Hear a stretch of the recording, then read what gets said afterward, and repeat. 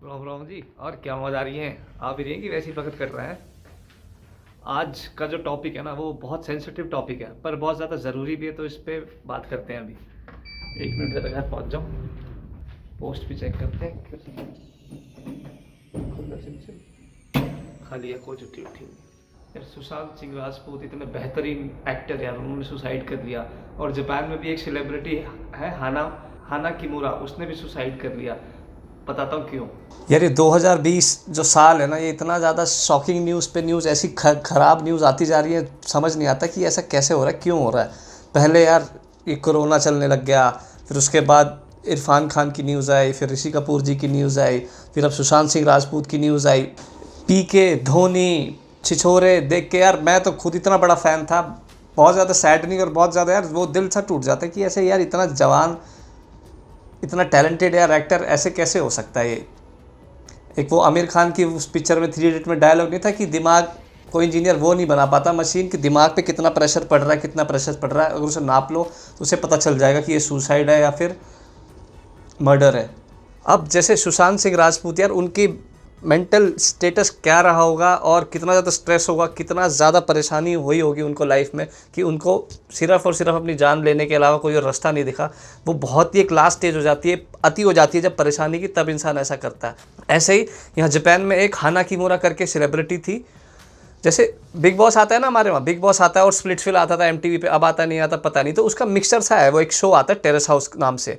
उसमें क्या होता है, 6 लोग होते हैं, 3 लड़के 3 लड़कियाँ, उसी एक सेम घर में रहते हैं पर बाहर निकल सकते हैं, आ जा सकते हैं। तो वो एक डेटिंग पर्पज से उस घर में रहते हैं कि सेटिंग वेटिंग हो जाएगी, जो जिसको पसंद है भैया उसके साथ घूमो फिरो, डेट करो, और अच्छा होता है तुम्हारा रिलेशन तो बाहर निकल के अपना दोनों साथ में रिलेशनशिप अपना कंटिन्यू करो। तो ये कंसेप्ट है उस शो का।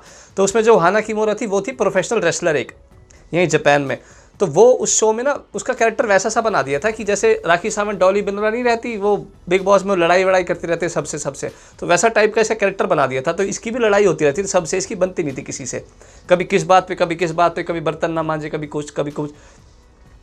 तो एक बार क्या हुआ था, इसकी लड़ाई हुई किसी लौंडे से उस हाउस के अंदर। मैं भी पहले वो शो देखता था, पर जैसे लड़ाई बड़ाई ज़्यादा होने लगी तो मैंने किया तो रोज़ का ही काम लगा दिया इन्होंने, मैंने छोड़ दिया देखना। पर बाद में उसके बाद मुझे न्यूज़ मिली कि अरे उसने तो सुसाइड कर लिया।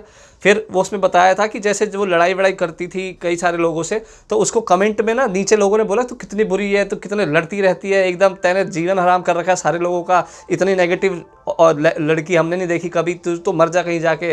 इंस्टाग्राम पे उसको दबादब मैसेज, उसके ट्विटर पे दबादब मैसेज उसको करते थे, उसको प्राइवेट मैसेज करते थे खूब, उसको फ़ोन कर करके उसने खूब, पब्लिक ने उसको दुखी करा था। और उसके घर पे उसके फ़ोन करते थे, उसके माँ बाप को ताने वाने देते थे कि देखो कैसी औलाद पैदा करी तुमने, करिए तुमने, तुम्हारी लौंडिया ने एकदम अनिति ठा रखी पूरे उसकी हाउस, टेरेस हाउस की। तो ऐसे करके उसको बहुत बहुत बहुत ज़्यादा बुली किया जाता था। तो उससे वो बर्दाश्त नहीं हुई, उस चीज़ से वो परेशान थी। और कोरोना चल रहा था तो प्रो रेसलिंग के जो शोज़ होते हैं वो होने बंद हो गए थे, तो उसको मेंटल स्टेटस इतना ख़राब हो गया था उसका कि उसको लगा कि अब तो ज़िंदगी नहीं बनेगी और मुझे इतना बुरा बुरा बोल रहे हैं सब कुछ, मैं जी के क्या करूँगी। तो उसने अपनी घर में वो एक पॉइजनस गैस होती है उससे अपना सुसाइड कर लिया। तो उसने जब सुसाइड करा तब जाके न्यूज़ में बात फैली, बहुत ज़्यादा पॉपुलर हो गई कि ऐसे साइबर बुलिंग होती है, उसको लोगों ने कमेंट कर करके दुखी करके उसकी जान ले ली। अब उस पर लॉ बनेगा, जापान में ऐसा बोल रहे हैं कि अब उस बात पे लॉ बनेगा कि साइबर बुलिंग को कैसे रोका जाए। अब लॉ जब तो बनेंगे बनेंगे यार, देखी जाएगी, पर एक किसी की जान चली गई। इसमें भी यहाँ जापान में इस पर खूब डिबेट हुई, खूब पब्लिक ने बोला, जापानीज लोग बोल रहे हैं ऐसे तो फिर हम अपना वो ही नहीं रख सकते, अपना विचार नहीं रख सकते, कोई गलत कर रहा है उसे बोल दो गलत तो फिर वो तो सुसाइड कर ले गया, ये क्या बात होती है, कुछ सहन शक्ति नहीं है। कोई बोल रहा है कि अरे मान जा यार उसकी जान चलेगी अब तो पीछा छोड़ दो उसका। तो हर कोई डिबेट में अपनी मन की बात रखता है, अपने मन की बात रखता है, अपनी मन की चलाता है, कुछ किसी दूसरे की चिंता नहीं करता कोई भी। अब ये जो मेंटल हेल्थ है ये बहुत बड़ा इशू बन चुका है पूरी दुनिया में। इसमें जैसे यार खांसी जुकाम बुखार या कोई और बीमारी, जो बड़ी बीमारी ले लो, कैंसर जैसी कोई बीमारी ले लो, उसको तो वो तो दिखती है, उसका इलाज भी होता है प्रॉपर, उसको लोग उस मानते हैं कि हाँ ये बीमारी है, खतरनाक बीमारी है, इसका जल्दी से इलाज करवाओ, ये करवाओ। पर जो मेंटल हेल्थ है ना, जो दिमागी तौर पर जो स्ट्रेस होता है, इसको, डिप्रेशन को, इसको कोई बीमारी मानता ही नहीं है। किसी को बताओ तो कहता है अरे ऐसा कैसे हो गया, क्यों हो गया, तुझे क्या दिक्कत है यार, तेरी तो मौज आ रही है, खा पी अपना, बढ़िया खा बढ़िया पहन चिल मार, क्या दिक्कत है। ऐसा नहीं होता। जब जिसको स्ट्रेस होता है ये सिर्फ उसी को पता होती है, इस बीमारी में तो ये होता है, इसका इलाज भी हो जाता है। और जापान में तो जो मेंटल स्ट्रेस है इतना ज़्यादा होता है, अपनी जो वर्क कल्चर है वो इतना ज़्यादा स्ट्रेसफुल है। स्टूडेंट लाइफ होती है बहुत ज़्यादा स्ट्रेसफुल है। यहाँ पर लोग वैसे ही सुसाइड इतना ज़्यादा करते हैं ट्रेन के आगे, जैसे सुसाइड इंडिया में करते हैं मोस्टली, जैसे अभी हुआ पंखे से लटक के फांसी लगा दी। जापान में ट्रेन के आगे कूद के मरते हैं। जैसे जापान में क्योंकि पंखा नहीं होता तो फांसी वाला सिस्टम है ही नहीं यहाँ पर। मैंने खुद अपनी आंखों से सुसाइड देख रखा है अपनी। एक टोक्यो में यामानोते सेन करके एक लाइन है बहुत बड़ी सेंट्रलाइज, उसके पूरा एक गोल चक्कर सा बनता है, वो तो मोस्टली टोक्यो कवर करती है। उसमें मंडे को बहुत ज़्यादा ऐसे इंसिडेंट होते हैं। तो वैसे स्टेशन से आने से पहले एक आदमी, जब मैं ट्रेन में ऐसे झांक के देख रहा था आगे से, तो एक आदमी ने ट्रेन के आगे जंप लगा दी और फच देसी पूरा खून खून खून खून आगे दिख गया था। एक सेकंड के लिए तो मुझे समझ नहीं आया था ये क्या हुआ, और फिर एकदम से दिमाग घुमा और अच्छा वो तेरी ये तो सुसाइड हो गया।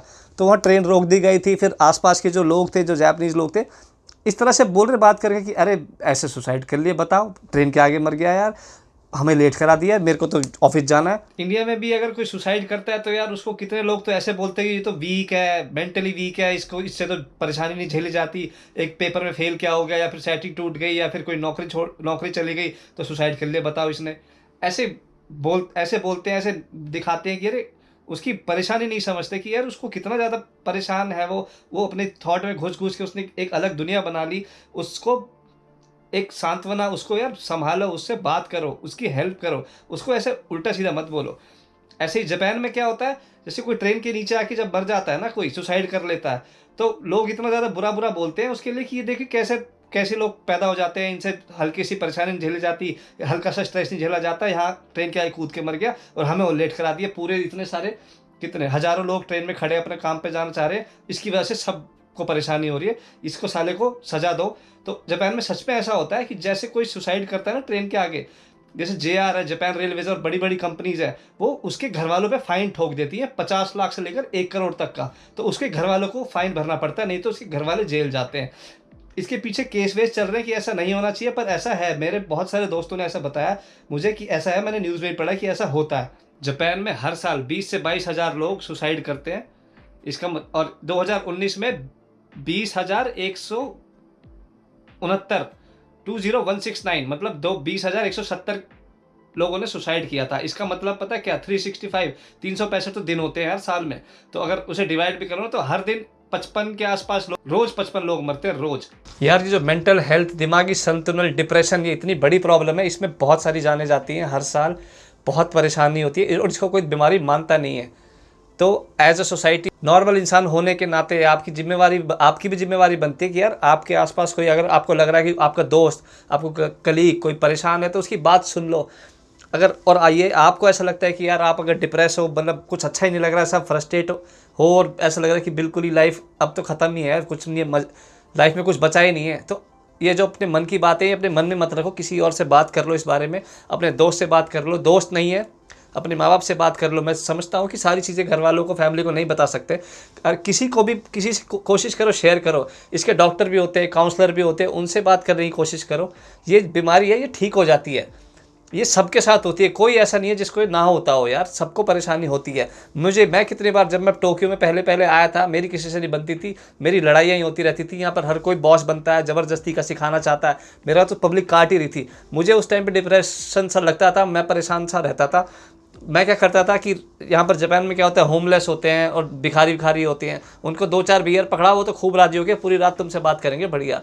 तो तुम किसी से भी बात करो, बस अपने, एक होता है जब दुनिया अपनी ऐसी बना लेते हैं ना हम, उसमें हर चीज़ें नेगेटिव गलत चीज़ें घूमती रहती हैं, को ऐसा लगता है कि जीवन में कुछ अच्छी चीज़ होने नहीं वाली मेरे साथ, अब तो मेरे लग गए। पर अगर तुम उस चीज़ को मुंह से बोलोगे, किसी और को बताओगे, तो बोलेगा ये तो सबके साथ होता है, तो कोई अनोखा नहीं है। तब लगता है कि अरे हाँ ठीक है यार, चीज़ें सॉल्व हो जाती हैं। तो लाइफ, ज़िंदगी, जीवन, ये इतना ज़्यादा खूबसूरत, इतना ज़्यादा इंपॉर्टेंट है, ये इतनी मुश्किल से मिलता है। कितने लोगों को कैंसर है, कितने लोगों को एक्सीडेंट हो जाता है वो, और कितने लोग बीमार है। अभी जो कोरोना जैसे फैल रहा है, कितने लोग कोरोना है, हर कोई जीने के लिए लड़ रहा है, हर कोई जीने के लिए कितने पैसे लगा देता है, हर कोई जीने के लिए कितनी दर्द झेलता है और चाहता है कि मैं एक जीवन मेरे वापस बच जाए। तो ये बहुत इंपॉर्टेंट होता है। ऐसे इसको जिसको डिप्रेशन है समझ सकता हूँ कि बहुत ज़्यादा तकलीफ़ होती है, पर ये चीज़ मान के रखो कि ये ज़िंदगी बहुत ज़्यादा इंपॉर्टेंट होती है, बहुत ज़्यादा ज़रूरी होती है, बहुत ज़्यादा अच्छी होती है। बस ये समय है, ये कट जाएगा, अच्छा समय भी चला जाता है, बुरा समय भी चला जाता है, समय चलता रहता है, ये रुकता नहीं है कभी भी।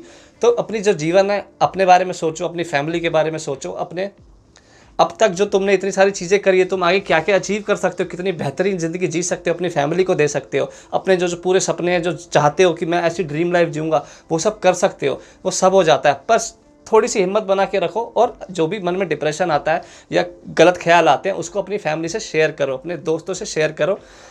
बहुत ज़्यादा ज़रूरी है ये चीज़, इसको इग्नोर मत करो। ऐसा लगता है कि हम तो मर्द हैं यार, घंटा मुझे कोई फ़र्क नहीं पड़ता, मैं साढ़े तेरे आगे रहूँगा। रोने लग जाओ, कोई दिक्कत नहीं होती, किसी को घंटा फ़र्क नहीं पड़ता। ज़िंदगी तुम्हारी है, तुम्हें इसे बचानी है। जैसे होता है ना कि डॉक्टर, मैं जैसे बुखार है, मुझे दवाई खानी है, अब दवाई के पैसे नहीं है, क्या करूँ? तो ये तो ऐसी चीज़ है ना कि डॉक्टर या काउंसलर पे जाओ, काउंसलिंग लो, थेरेपी लो, पैसे नहीं है, अपने किसी दोस्त को पकड़ लो, यहाँ पर आप बकचोदी करो उसके साथ, मन हल्का करो अपना, अपने अच्छा खाओ, अच्छा पियो, अपने आप को रिलैक्स रखो, और बस भरोसा रखो अपने भगवान पे, अल्लाह, वाहेगुरु, जो गॉड, जिसको भी आप मानते हो, कि चीज़ें ठीक हो जाती हैं। हमेशा चीज़ें एक जैसी नहीं रहती। और जो लोग ऐसा देखते हैं कि किसी के साथ ऐसा हो रहा है, तो तुम्हारी भी ये ड्यूटी बनती है कि उसको ज़्यादा परेशान मत करो यार। उसको क्या पता कितना ज़्यादा परेशान हो रखा हो, तुम्हारी एक छोटी सी बात से, तुम्हारी एक छोटी सी गाली से, हो सकता है यार वो उसको कितनी ज़्यादा बड़ी लग जाए। तुम भी कोशिश करो अपनी तरफ से कि ऐसा करना चाहिए कि किसी में ज़्यादा उंगली एकदम लठ लेके पीछे ही नहीं पड़ जाना चाहिए किसी को भी ना। उसको छोड़ दो अपने हालात पे, वो अपने आप कर लेगा एडजस्ट। उसकी हेल्प कर सकते हो तो करो, पर उसको परेशान मत करो, इतना भी ज़्यादा मत करो कि यार वो अपनी ज़िंदगी के साथ ऐसा कुछ कर ले। जिम्मेवारी बहुत सारे लोगों की बनती है, सबको अपनी अपनी जिम्मेवारी पहचाननी है, और एक अच्छा खुशहाल दुनिया बना सको तो बना लो, पर उसे और ख़राब करने की कोशिश मत करना, ठीक है। जिन्होंने भी चैनल सब्सक्राइब कर रखा है उनको बहुत बहुत बहुत बहुत थैंक यू, और जिन्होंने नहीं करा आराम से कर लेना, बाद में कोई आफत नहीं आ रही, ठीक है। अच्छा जी, फिर मिलेंगे, राम राम।